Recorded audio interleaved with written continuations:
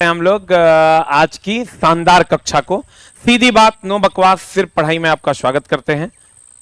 और पहला लाइन जो 133 नंबर पॉइंट से हम लोग थे, आज हम लोग 150, 55, 60 तक जाएंगे। हाइपोटोनिक विलयन में रखी कोशिका पर क्या प्रभाव पड़ता है? हाइपोटोनिक विलयन जो होता है दोस्त मेरे, ये आपके सिलेबस में दिया हुआ है। हाइपोटोनिक विलयन में रखी कोशिका पर क्या प्रभाव पड़ता है? ये फूल जाता है। हाइपोटोनिक विलयन वह विलयन है जो आसानी से कोशिका में प्रवेश कर जाता है और कोशिका के आकार को क्या करता है? बड़ा कर देता है। तो कभी कभी क्वेश्चन पूछ देता है कि हाइपोटोनिक विलयन में रखी कोशिका पर क्या प्रभाव पड़ेगा? वो फूल जाएगा। कोशिका के भीतर श्वसन, ऑक्सीकरण, कोशिका के भीतर श्वसन ऑक्सीकरण का स्थान कौन सा है? माइटोकॉन्ड्रिया।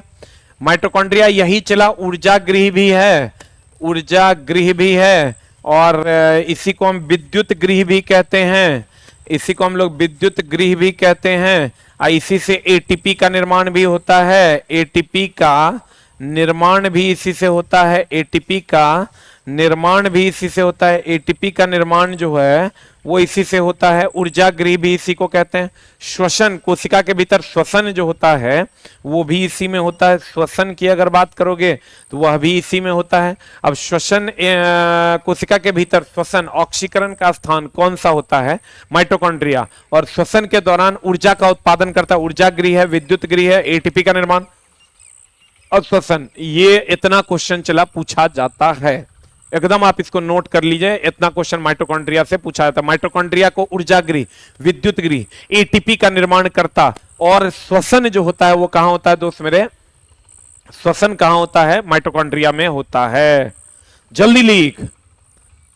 अगला क्वेश्चन क्या है? द्विक झिल्ली किसमें अनुपस्थित होता है? लाइसोसोम में। लाइसोसोम में 2 झिल्लियां अनुपस्थित होती है और इसको आत्महत्या की थैली भी कहते हैं। आत्महत्या की थैली के नाम से भी जाना जाता है। लाइसोसोम को आत्महत्या की थैली और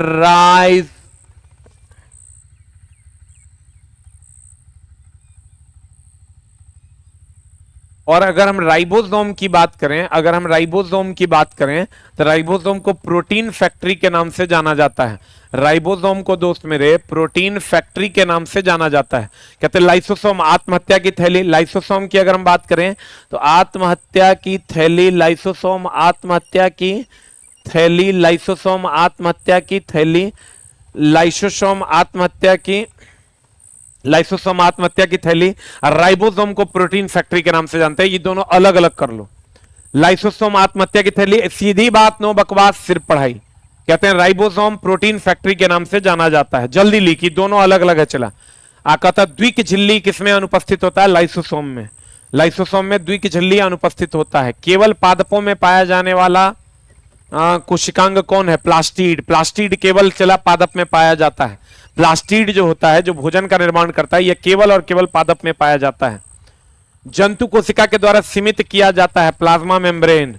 जंतु कोशिका के द्वारा सीमित किया जाता है किसको? प्लाज्मा मेम्ब्रेन को। यही अगर प्लाज्मा कह देगा तो प्लाज्मा का काम है अपशिष्टों का वहन करना। प्लाज्मा अगर कह देगा दोस्त मेरे तो इसका काम है अपशिष्ट का वहन। प्लाज्मा का काम है अपशिष्ट का वहन करना। प्लाज्मा का काम है अपशिष्ट का वहन करना। कहेगा जंतु कोशिका द्वारा सीमित किया जाता है कौन? Plasma membrane. जंतु कोशिका द्वारा सीमित किया जाता है प्लाज्मा मेम्ब्रेन। प्लाज्मा की अगर बात करेगा तो ये अपशिष्ट का वहन या नाइट्रोजनी पदार्थ का, नाइट्रोजनी पदार्थ का वहन, नाइट्रोजनी पदार्थ का वहन, नाइट्रोजनी पदार्थ का वहन जो है ये प्लाज्मा करता है। नाइट्रोजनी पदार्थ का वहन जो है वो कौन करता है? प्लाज्मा करता है। नाइट्रोजनी पदार्थ का वहन जो है वो प्लाज्मा करता है। प्लाज्मा की अगर हम बात करें ये अपशिष्ट का वहन करता है। प्लाज्मा अपशिष्ट का वहन करता है।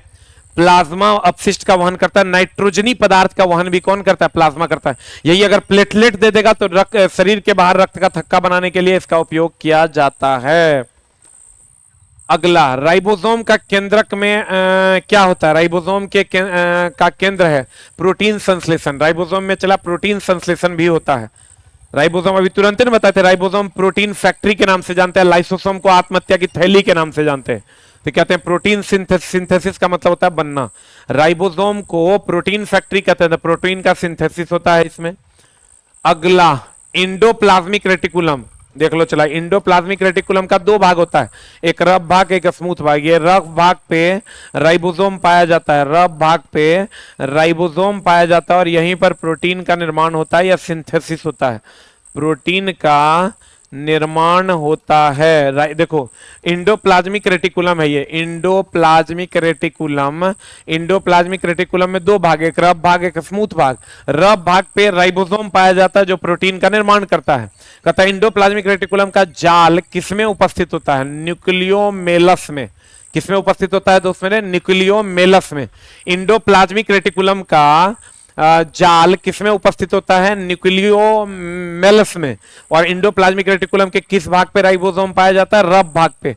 राइबोसोम क्या करता है? प्रोटीन का निर्माण करता है। हाँ जी हाँ जी, जो हम पढ़ा रहे हैं चला उसको लिखते जाओ, जो हम पढ़ा रहे हैं वो लिखते जाओ। प्रोटीन संश्लेषण संबंधित अभी तुरंत बताए थे किससे? राइबोसोम से। इसीलिए तो राइबोसोम को प्रोटीन फैक्ट्री के नाम से जानते हैं। लाइसोसोम का आशय क्या है? लाइसोसोम आत्महत्या की थैली है। इसको हाइड्रोलिटिक एंजाइम के नाम से भी जानते हैं। क्वेश्चन पूछेगा चला, एक तो लाइसोसोम आत्महत्या की थैली है, लाइसोसोम आत्महत्या की थैली है, लेकिन इसको हम लोग दोस्त मेरे हाइड्रोलिटिक एंजाइम के नाम से जानते हैं। इसको हम लोग किसके नाम से जानते हैं? हाइड्रोलिटिक एंजाइम के नाम से जानते हैं। इसको किसके नाम से जानते हैं? हाइड्रोलिटिक एंजाइम के नाम से जानते हैं। इसको किस नाम से जानते हैं दोस्त मेरे? आत्महत्या की थैली या हाइड्रोलिटिक एंजाइम के नाम से जानते हैं। आशय है हाइड्रोलिटिक एंजाइम। हाइड्रोलिटिक मतलब जगह में जल की मात्रा ज्यादा हो। ये वो चीज और ध्यान रखना, एंजाइम जो है, एंजाइम एक शरीर का उत्प्रेरक भी है। एंजाइम जो है दोस्त मेरे, ये शरीर का उत्प्रेरक भी है। जल्दी लिख, एंजाइम शरीर का उत्प्रेरक भी है। ये लाइसोसोम आत्महत्या की थैली है। राइबोसोम प्रोटीन फैक्ट्री के रूप में जाना जाता है। सीधी बात, नो बकवास। और दोस्त मेरे हाइड्रोलिटिक एंजाइम है लाइसोसोम जो है, ये हाइड्रोलिटिक एंजाइम है। एंजाइम की अगर हम बात करें, ये उत्प्रेरक के रूप में काम करता है। कोशिका श्रवण किसके द्वारा किया जाता है? गोल्जी उपकरण के द्वारा। कोशिका में श्रवण गोल्जी उपकरण। और एक चीज और इसका पूछेगा, पदार्थों का आवागमन, पदार्थों का आवागमन जो है वो किसके द्वारा करता है? इसी को ट्रैफिक पुलिस के नाम से भी जानते हैं। कोशिका में ट्रैफिक पुलिस के नाम से जानते हैं, ट्रैफिक पुलिस के नाम से जानते हैं। कोशिका श्रवण किसके द्वारा होता है? गोल्जी उपकरण के द्वारा। पदार्थों का आवागमन करता है, ये पदार्थों का क्या करता है दोस्त मेरे? आवागमन करता है। इसको ट्रैफिक पुलिस के नाम से जानते हैं। कोशिका श्रवण किसके द्वारा किया जाता है? गोल्जी उपकरण के द्वारा। कोशिका में श्रवण जो है वो किसके द्वारा किया जाता है? गोल्जी उपकरण। गोल्जी उपकरण क्या करता है? पदार्थों का आवागमन। इसको हम लोग क्या कहते हैं? Traffic police. ये सब फिक्स क्वेश्चन है, चला एकदम पूछेगा, इसलिए बढ़िया से देख लो। अगला अगला अगला अगला अगला कहता है सेंट्रियोल किससे संबंधित है? सेंट्रियोल का संबंध किससे है? स्पिंडल निर्माण से। स्पिंडल मतलब होता है हेलिकल निर्माण से सेंट्रियोल का संबंध है। सेंट्रियोल का संबंध स्पिंडल निर्माण से होता है। जंतु कोशिका और पादप कोशिका के बीच प्रमुख अंतर क्या है? जंतु कोशिका और पादप कोशिका के बीच एक तो प्लाज्मा झिल्ली का अंतर है और दूसरा न्यूट्रिशन का अंतर है। न्यूट्रिशन मतलब पोषक का अंतर। न्यूट्रिशन का मतलब होता है दोस्त मेरे पोषक का अंतर है। जंतु कोशिका और पादप कोशिका का जो बीच प्रमुख अंतर है वो न्यूट्रिशन यानी पोषक का अंतर है। जंतु कोशिका और पादप कोशिका के बीच जो प्रमुख अंतर है वो न्यूट्रिशन यानी पोषक का अंतर है। किसका अंतर है? पोषक का अंतर है। अगला, केंद्रक रहित जंतु कोशिका में से किसका अभाव होता है? क्रोमोजोम का। केंद्रक रहित जंतु अगर होगा कोशिकाओं में किसका अभाव होता है? तो ये क्रोमोजोम का होता है। केंद्रक रहित कौन होता है दोस्त मेरे? प्रोकैरियोटिक होता है, जो एकदम अनमैच्योर होता है। प्रोकैरियोटिक जो होता है वो केंद्रक रहित होता है। और क्रोमोजोम में अगर बात करोगे तो ये एक्स क्रोमोजोम का आकार बड़ा और वाई का छोटा होता है। कभी कभी क्वेश्चन पूछ देता है अनुवांशिकी, अनुवांशिकी का जिम्मेवार कौन है? एक ऑप्शन तुरा दे देगा जीन और दूसरा ऑप्शन दे देगा तो डीएनए। बताओ कौन जिम्मेवार है? जीन और डीएनए में बताओ जल्दी से कौन जिम्मेवार है? जल्दी बता। अनुवांशिकी की अगर हम बात करें, अनुवांशिकी के लिए कौन जिम्मेवार है? जीन की DNA? What is the answer? अनुवांशिकी के लिए कौन जिम्मेवार है? जीन की डीएनए? जल्दी बता।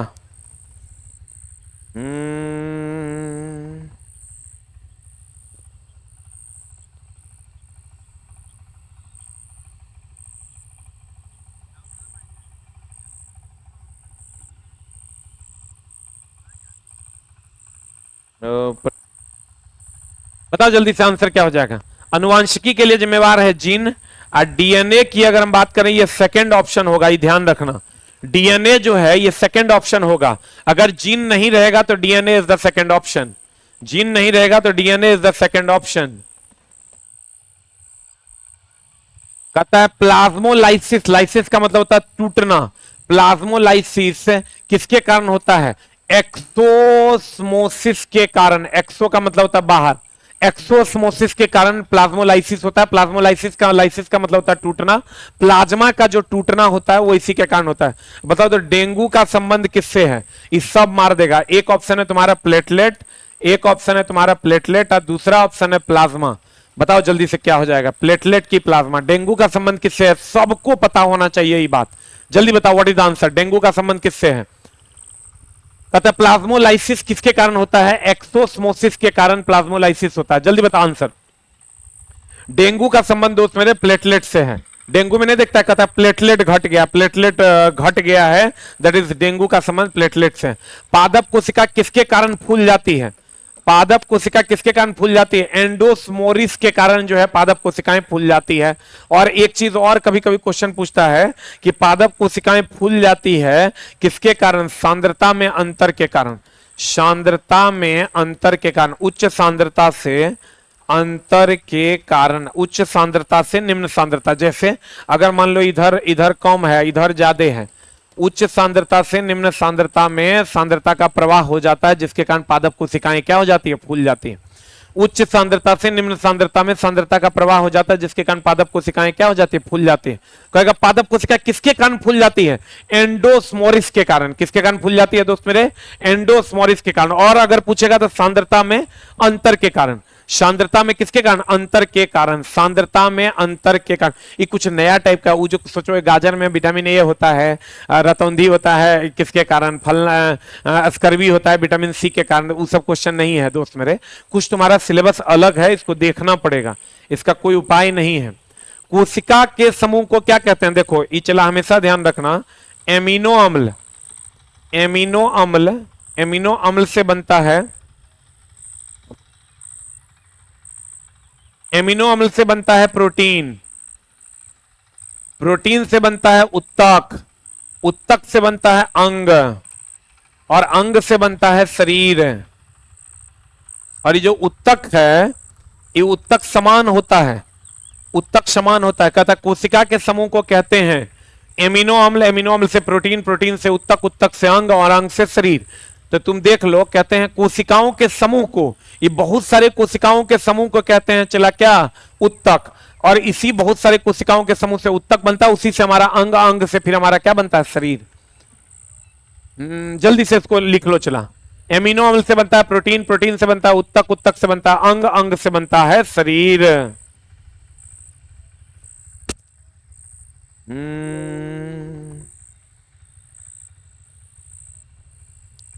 जल्दी बताओ व्हाट इज द आंसर।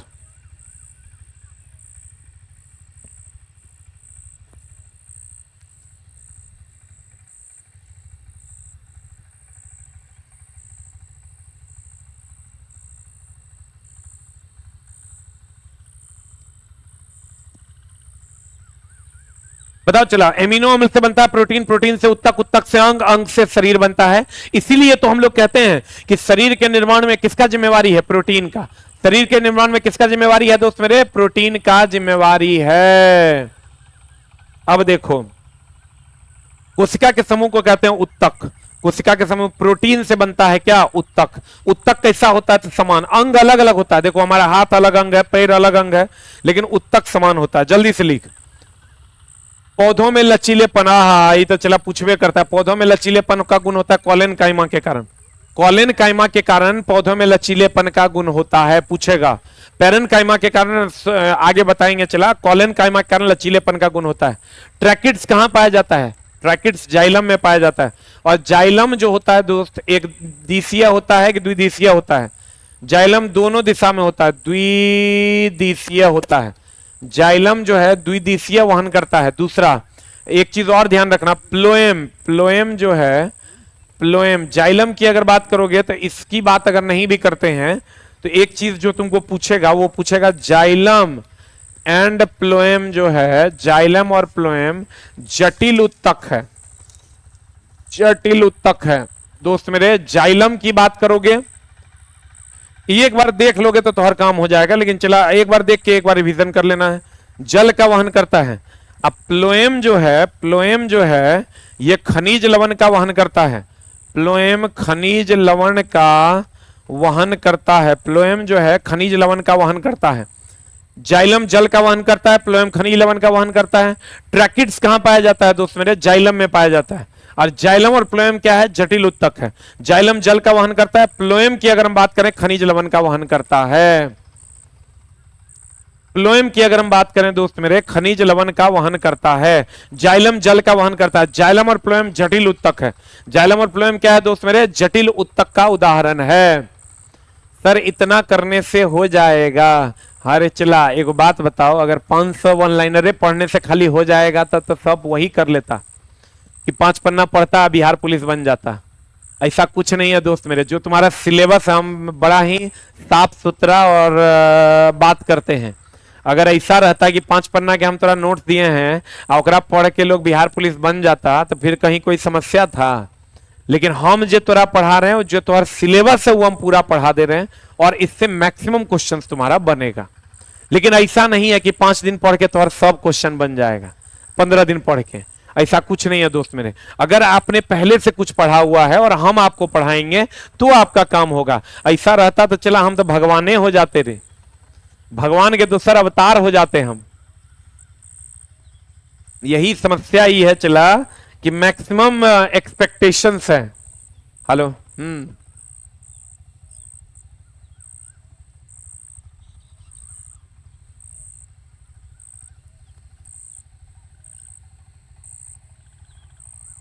जैसे दोस्त मेरे आप खुद सोच के देखिए कि हम जो आपको पढ़ा रहे हैं ये भी कंटेंट ही है। हम आपको रामायण का पाठ नहीं पढ़ा रहे हैं, लेकिन आप क्या सोचते हैं कि 10 दिन पढ़ाइए और सब क्वेश्चन फंसा दीजिए तब बुझेंगे।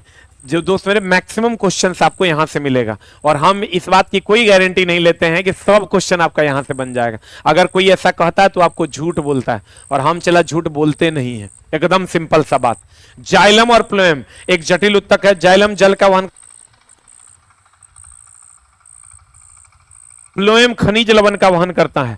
और कहते हैं ट्रैकिड्स कहां पाया जाता है? जाइलम में। ना जल्दी बताओ। अगला अगला अगला जंतु के शरीर को ढकने या बाहर रक्षा प्रदान करने वाले उत्तक को क्या कहते हैं? इपिथेलियम उत्तक कहते हैं। चला जंतु के शरीर को बाहर से ढकने के लिए हम लोग इपिथेलियम उत्तक का प्रयोग करते हैं। किसका उपयोग करते हैं दोस्त मेरे? इपिथेलियम उत्तक का प्रयोग करते हैं। जंतु के शरीर को ढकने या बाहर से रक्षा प्रदान करने के लिए हम लोग किसका उपयोग करते हैं? इपिथेलियम उत्तक को। जिन उत्तकों में क्लोरोफिल पाया जाता है उसको क्या कहते हैं दोस्त मेरे? क्लोरेनकाइमा के नाम से जाना जाता है। जिसमें क्लोरोफिल पाया जाता है और क्लोरोफिल में मैग्नीशियम पाया जाता है। क्लोरोफिल की अगर बात करोगे तो मैग्नीशियम, साइनोकोबालामिन में कोबाल्ट पाया जाता है। हीमोग्लोबिन में क्या पाया जाता है? आयरन पाया जाता है।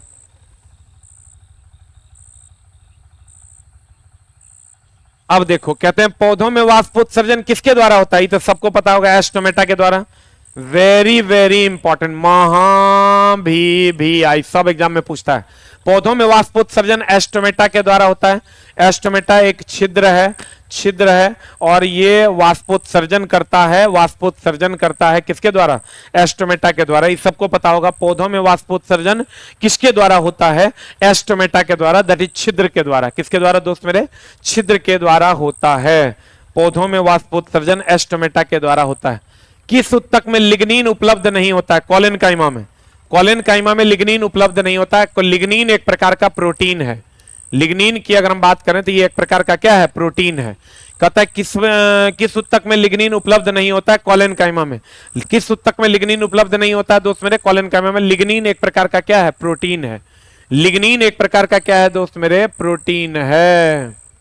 लिग्निन एक प्रकार का क्या है? प्रोटीन है। रक्त में प्लाज्मा में जल का मात्रा कितना? 90%। Is very very important. रक्त प्लाज्मा में जल की मात्रा 90%। अब प्लाज्मा का काम क्या है? अपशिष्ट का वहन। अभी तुरंत बताए थे प्लाज्मा का काम है अपशिष्ट का वहन। इसमें कितना परसेंट जल होता है? 90% जल होता है। Is very very important. कहते हैं रक्त के प्लाज्मा में जल का प्रतिशत 90%, अपशिष्ट का वहन करता है प्लाज्मा। और प्लाज्मा में कितना परसेंट जल होता है? 90% जल होता है। कितना परसेंट जल होता है दोस्त मेरे? 90% जल होता है। रक्त के प्लाज्मा में जल का प्रतिशत होता है 90%, अपशिष्ट का वहन करता है प्लाज्मा। और प्लेटलेट रक्त का थक्का बनाता है। प्लेटलेट क्या करता है दोस्त मेरे? रक्त का थक्का बनाता है। पौधों में प्लोएम, अभी तुरंत बताया था, जाइलम का काम है जल का वहन, अब प्लोएम का काम है खनिज लवण का वहन। Is very very important. खनिज लवण का वहन, खनिज लवण का वहन, खनिज लवण का वहन। तो बताओ पौधों में प्लोएम का कार्य क्या है? आहार का चालन। आहार बोले तो खनिज लवण, आहार बोले तो क्या? खनिज लवण। प्लाज्मा में कितना परसेंट जल होता है? 90%। कितना परसेंट जल होता है? 90% जल होता है। पौधों में प्लोएम का कार्य है खनिज लवण का वहन। पौधों में खनिज लवण का कार्य, प्लोएम का कार्य है खनिज लवण का वहन या आहार का चालन। या किसका चालन? आहार का चालन। जल्दी बताओ आहार का क्या चला? चालन। पौधों में प्लोएम का कार्य क्या है? खनिज लवण का वहन या आहार का चालन। जाइलम का काम है जल का वहन। देखो चला, अस्थि कैसा उत्तक है? संयोजी उत्तक है। एक होता है तरल संयोजी उत्तक, तरल संयोजी उत्तक। तरल संयोजी उत्तक में है रक्त, तरल संयोजी उत्तक में है रक्त। संयोजी उत्तक की अगर हम बात करें तो संयोजी उत्तक में आ जाता है अस्थि। अस्थि की अगर बात करोगे, अस्थि कैल्शियम फॉस्फेट का बना होता है, CA3PO4 हॉल 2 का बना होता है। एनामेल जो होता है, एनामेल भी चला कैल्शियम फॉस्फेट का ही बना होता है, जो सबसे कठोर होता है। आपको कहेगा अस्थि में सबसे अधिक कौन? सबसे अधिक होगा कैल्शियम। अस्थि में सबसे अधिक, देख लो, अस्थि में, अस्थि बना होता है कैल्शियम फॉस्फेट का, इनामेल भी बना होता है कैल्शियम फॉस्फेट का। अस्थि एक संयोजी उत्तक है। तरल का मतलब होता है द्रव, द्रव संयोजी उत्तक का नाम है रक्त। और अस्थि की अगर हम बात करें तो अस्थि में महत्तम क्या होता है? अस्थि में महत्तम क्या होता है? कैल्शियम।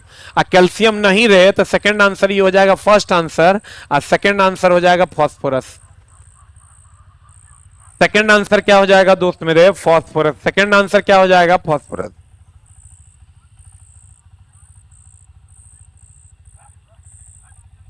हाँ भाई,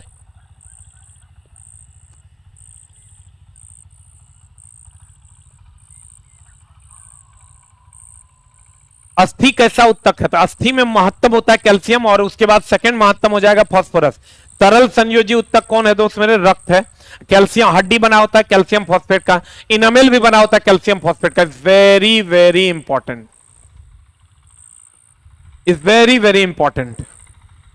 अगला अगला अगला अगला जल्दी से लिख। अस्थि में महत्तम होता है कैल्शियम, तरल संयोजी उत्तक रक्त, कैल्शियम फॉस्फेट इनामेल। जंतुओं में भोजन का संग्रह डैश उत्तक में होता है? जल्दी बताओ। भोजन का संग्रह पेशीय उत्तक में होता है।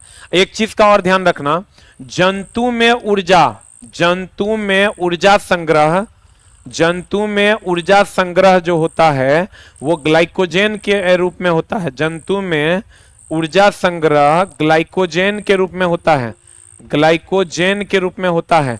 और पादप में ऊर्जा संग्रह, पादप में ऊर्जा संग्रह, पादप में ऊर्जा संग्रह जो होता है वो स्टार्च के रूप में होता है। वो किसके रूप में होता है? जंतु में ऊर्जा संग्रह होता है ग्लाइकोजेन के रूप में। बताओ तो भूख लगता है तो हम लोग क्या खाते हैं? भूख लगता है ना, तो हमारे शरीर में जंतु है, हम लोग ऊर्जा का संग्रह ग्लाइकोजेन के रूप में होता है, तो हम लोग भूख लगता है तो यही खाते हैं। भूख लगता तो खाते। जल्दी से लिख। जंतुओं में भोजन का संग्रह कहां होता है? पेशीय उत्तक में होता है। हमारे मांसपेशियों में भोजन का संग्रह होता है, किसके रूप में होता है? ग्लाइकोजेन के रूप में। पादप में ऊर्जा का संग्रह किसके रूप में होता है? स्टार्च के रूप में। पादप में जल्दी बताओ ऊर्जा का संग्रह किसके रूप में होता है? स्टार्च के रूप में। यानी हम लोग चला, जब भूख लगता है ना तो हम लोग ग्लाइकोजेन खाते हैं। जब हमारे शरीर में भूख लग जाता है, कुछ नहीं रहता है खाने में, तो हम लोग क्या खाते हैं? ग्लाइकोजेन। क्योंकि हमारे शरीर में जो ऊर्जा का संग्रह होता है किसके रूप में होता है? ग्लाइकोजेन के रूप में होता है। और अगर पादप में ऊर्जा का संग्रह कह देंगे तो स्टार्च के रूप में, पादप में ऊर्जा का संग्रह कह देगा तो किसके रूप में, स्टार्च के रूप में होता है। एक बात बताओ, चलो हम ऊर्जा की ही बात करते हैं। ऊर्जा पहले इसको लिख लो, फिर हम लोग बात कर लेते हैं इस पर। इसको लिख लो, फिर हम लोग बात कर लेते हैं इस पर कि क्या मामला है। एक चीज ध्यान रखिएगा दोस्त मेरे, ऊर्जा ऊर्जा मिलता है कार्बोहाइड्रेट से, ऊर्जा मिलता है कार्बोहाइड्रेट से। महत्तम ऊर्जा कहाँ मिलता है, महत्तम ऊर्जा मिलता है वसा से, महत्तम ऊर्जा मिलता है वसा से। तुरंत ऊर्जा की अगर बात करोगे, तुरंत ऊर्जा की अगर बात करोगे तो ये मिलता है ग्लूकोज से, तुरंत ऊर्जा की बात करोगे तो ये मिलता है ग्लूकोज से। ऊर्जा मिलता है कार्बोहाइड्रेट से, महत्तम ऊर्जा मिलता है वसा से, तुरंत ऊर्जा मिलता है ग्लूकोज से। जल्दी लिख।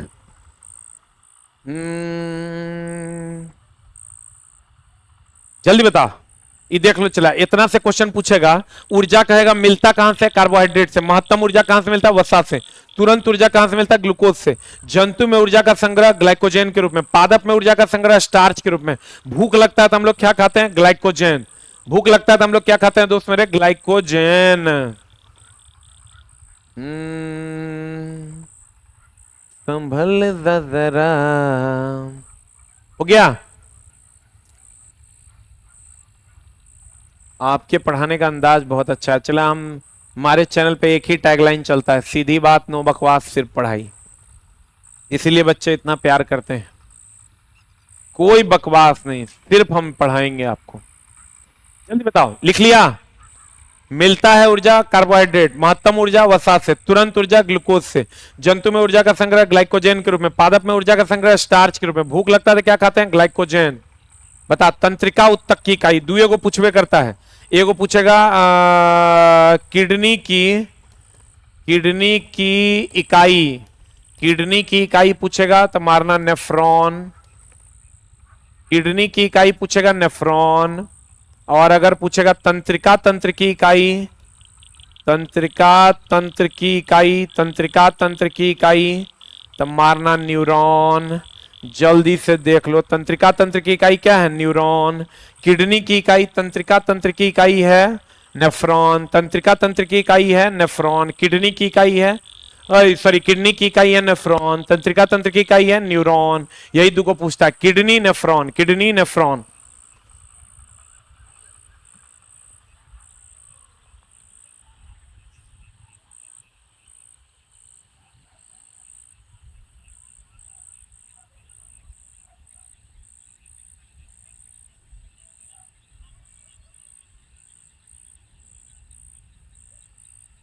जल्दी बताओ, चला देखो, किडनी की इकाई है नेफ्रॉन, तंत्रिका तंत्र की इकाई क्या है, न्यूरॉन। किडनी की इकाई नेफ्रॉन, तंत्रिका तंत्र की इकाई क्या है, न्यूरॉन। नेफ्रॉन एक जालीनुमा संरचना होता है दोस्त मेरे। नेफ्रॉन जो है आपका कहेगा तंत्रिका उत्तक का एक इकाई है, कौन, न्यूरॉन।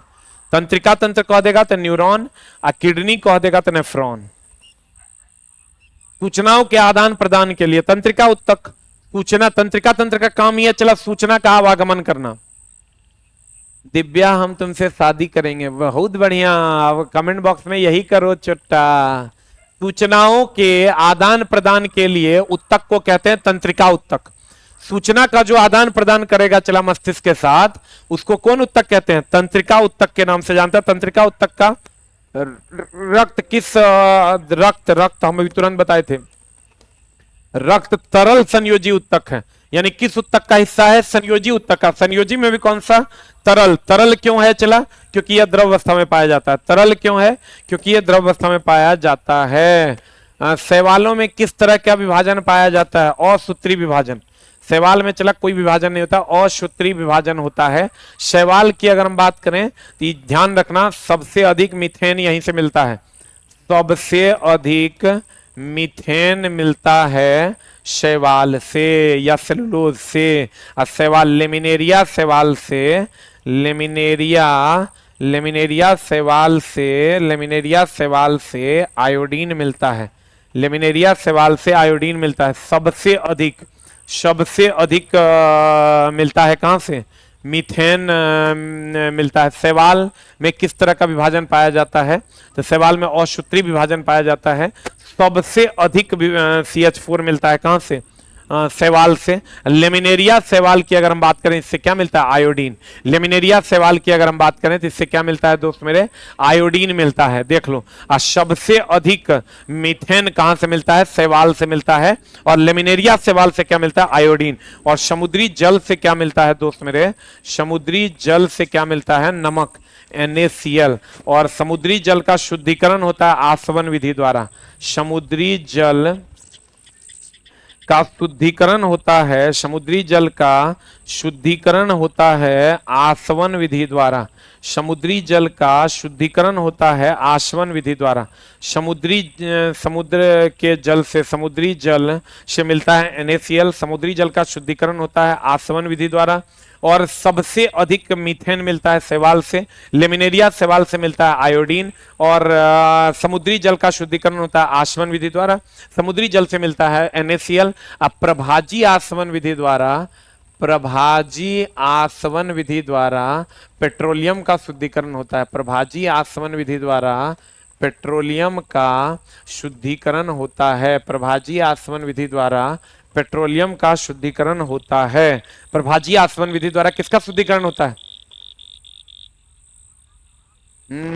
गुरुजी आप एनडीए की तैयारी करवाते हैं? नहीं गुरुजी, हम एनडीए की तैयारी नहीं करवाते हैं। टू बी वेरी फ्रैंक, ये नहीं चला कि जो हम करवा पाएंगे उसी का करवाएंगे।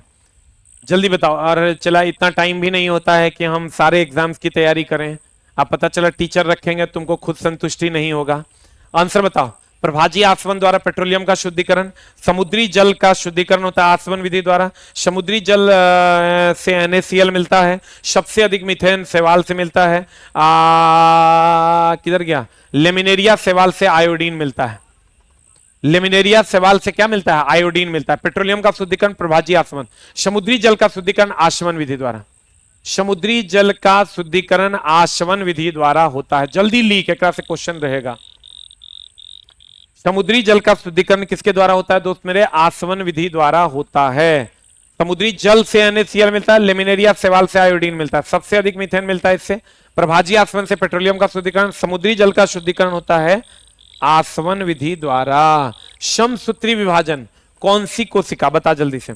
समसूत्री विभाजन में कौन सी कोशिकाओं में होता है? दैहिक कोशिका में। दैहिक कोशिका में समसूत्री विभाजन होता है। जनन कोशिकाओं में क्या होता है दोस्त मेरे? अर्धसूत्री होता है। स्नायु और कंडरा महाभिवियाय। स्नायु और कंडरा जो है किस उत्तक के बने होते हैं? संयोजी उत्तक के। स्नायु और कंडरा इसका काम है चला जोड़ना। लिगामेंट और टेंडन का नाम सुने हो ना? इसका काम है चला जोड़ना। लिगामेंट और टेंडन की अगर हम बात करें, इसका काम ही है जोड़ना। इसका काम क्या है दोस्त मेरे? जोड़ना। हेलो, हाँ कहाँ आई?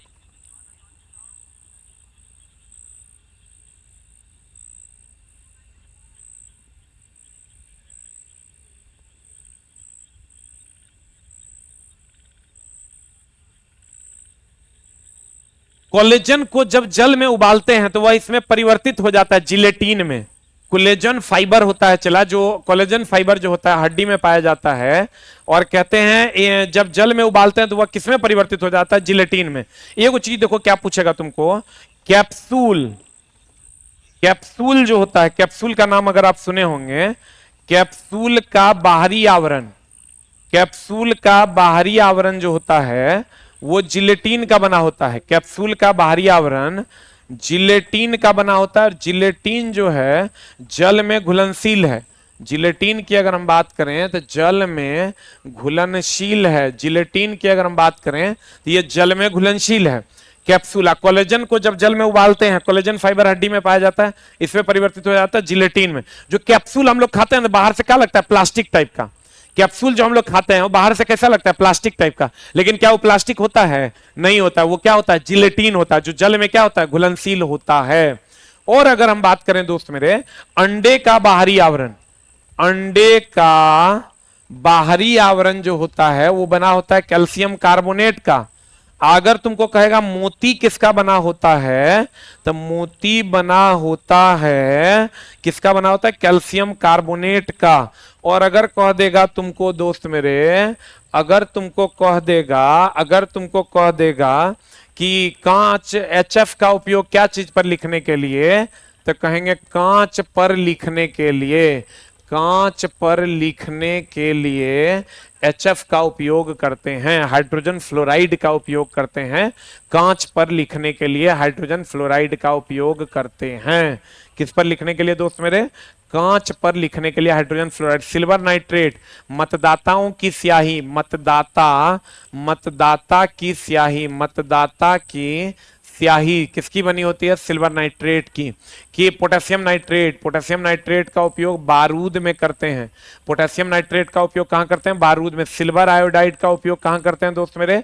सिल्वर आयोडाइड का उपयोग कृत्रिम वर्षा करवाने में, कृत्रिम वर्षा करवाने में। एक और तोरा जो पूछेगा वो पूछेगा silver chloride and silver bromide, और पूछेगा सोडियम थायोसल्फेट, सोडियम थायो, पहली बार हम चला इसे लिख रहे हैं, सोडियम थायोसल्फेट।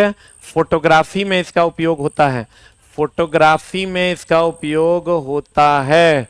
देख लो बढ़िया से, ये इतना क्वेश्चन चला पूछेगा, इज वेरी वेरी इंपॉर्टेंट। गुरुजी हम नेपाल में रहते हैं और यहां से आपकी क्लास कर रहे हैं, बहुत बहुत धन्यवाद। देख लो चला, इतना इकोनॉमी और पॉलिटी की क्लास भी लगेगी चला, लेकिन कब? जब आपका हिस्ट्री और ज्योग्राफी समाप्त हो जाएगा तब।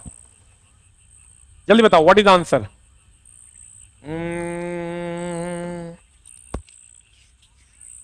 What is the answer? जल्दी बता।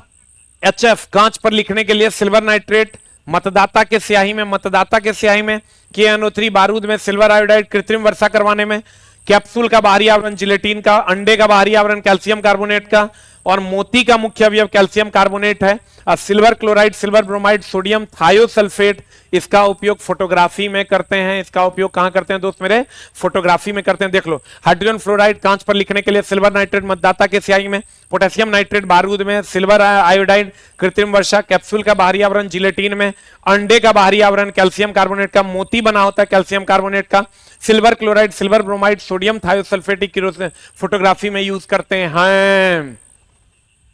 क्वेश्चन चला, यहां से पूछेगा, जल्दी लिख लो। देखो वो कहता है ओकरा से ब्याह कर लेंगे सब, तुम लोग चला खाली निकाल लो, बिहार पुलिस बन जाओ। आई बैच में जे लड़की होगी हम सब जकरा से तू कहेगा ओकरा से ब्याह करवा देंगे। आज जे लड़की को अगर किसी लड़का से करना है तो जे लड़का कहेगी ओकरा से ब्याह करवा देंगे, लेकिन पहले पढ़ लो। अभी चला ये सब बात नहीं करो। एक चीज और ध्यान रखना, धूप चश्मे में जीरो डायोप्टर होता है, वो सिल्वर ब्रोमाइड का बना होता है। जल्दी लिख, धूप चश्मा सिल्वर ब्रोमाइड का बना होता है और उसमें जीरो डायोप्टर होता है। धूप चश्मे में सिल्वर ब्रोमाइड का बना होता है और जीरो डायोप्टर होता है। धूप चश्मा सिल्वर ब्रोमाइड का बना होता है, जीरो डायोप्टर होता है। हो गया अगर तो जल्दी से एक बार 8 टाइप कर दो। अगर हो गया तो 8 टाइप करो जल्दी से, तो मिटा देंगे क्योंकि सब इंपॉर्टेंट है। चला, सिल्वर नाइट्रेट को लूनर कास्टिक कहते हैं, मतदाता की स्याही। पोटेशियम नाइट्रेट को सोरा या नाइट्रेट भी कहते हैं बारूद में। कांच पर लिखने के लिए HF।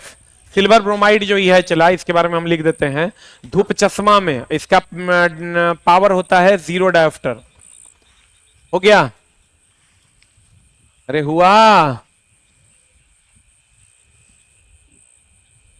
हो गया। आज जकरा जकरा से ब्याह कर रहे हैं हम सब का करवा देंगे। वो यही काम है, वो बच गया है। जल्दी बता अब छोटा सा।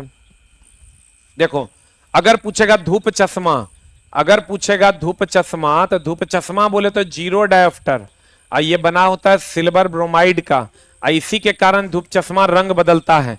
इसी के कारण धूप चश्मा जो है रंग बदलता है। इसी के कारण धूप चश्मा जो है रंग बदलता है। इसी के कारण धूप चश्मा क्या करता है दोस्त मेरे? रंग बदलता है। ये ओके लिख रहा है रे कि गलत है? देखें तनी, एक मिनट, क्या लिख रहा है? अरे मुकेश जी, ये गलत बात है। काहे शादी नहीं करवा सकते हैं? क्या हो जाएगा? किसी से तो शादी करना ही है। धूप चश्मा की अगर हम बात करें तो ये जीरो डायोप्टर हो जाएगा। सिल्वर ब्रोमाइड, धूप चश्मा रंग बदलता है इसी के कारण, सिल्वर ब्रोमाइड के कारण। ये धूप में अपना रंग बदल लेता है। और धूप चश्मे में कितना डायोप्टर होता है दोस्त मेरे? जीरो डायोप्टर होता है। अगला क्या कहता है? अस्थि कारकों में प्रवर्धन, प्रवर्धन मतलब वृद्धि, किसमें पाया जाता है? सूक्ष्म नलिकाओं में। अस्थि कारक में जो वृद्धि होता है वो सूक्ष्म नलिकाओं में होता है। किसमें होता है दोस्त मेरे? सूक्ष्म नलिकाओं में, छोटी छोटी नलिकाओं में पाया जाता है। कहते कणिकाओं को निकाल देने के पश्चात कौन सा रुधिर का तरल अंश बनता है? सारे कणिकाओं को निकाल दीजिएगा तो प्लाज्मा बनेगा, और प्लाज्मा नाइट्रोजनी पदार्थ का वहन करता है। प्लाज्मा की अगर हम बात करें, नाइट्रोजनी पदार्थ का वहन, या यूं कहें कि अपशिष्ट का वहन करता है। नाइट्रोजनी पदार्थ का वहन या अपशिष्ट का वहन करता है। और सभी चीजों को निकाल दीजिएगा ना, सभी कणिकाओं को निकाल दीजिएगा, तब जो बनेगा बचेगा वो क्या बनेगा? बचेगा प्लाज्मा बचेगा। कहते कणिकाओं को निकाल देने के पश्चात कौन सा रुधिर का तरल अंश होता है? प्लाज्मा। प्लाज्मा क्या है दोस्त मेरे? नाइट्रोजनी पदार्थ का वहन करता है। कौन? प्लाज्मा। को सारा कण निकाल दोगे, लास्ट में जो द्रव बचेगा वो प्लाज्मा बचेगा। यही क्वेश्चन पूछता है न्यूक्लियर रिएक्टर में, यूरेनियम अंतिम रूप से बताओ तो किसमें बदल जाता है? यूरेनियम हम पीछे बताएं भी, तुम अंतिम रूप से किसमें बदल जाता है? एक ऑप्शन है तुम्हारा फास्फोरस, दूसरा ऑप्शन है सीसा, तीसरा ऑप्शन है प्लेटिनम। बताओ तो यूरेनियम अंतिम रूप से विखंडित होने के बाद किसमें बदल जाता है? ये हम बताए भी थे, या जल्दी से तो बता भी दो, जल्दी से बता भी दो।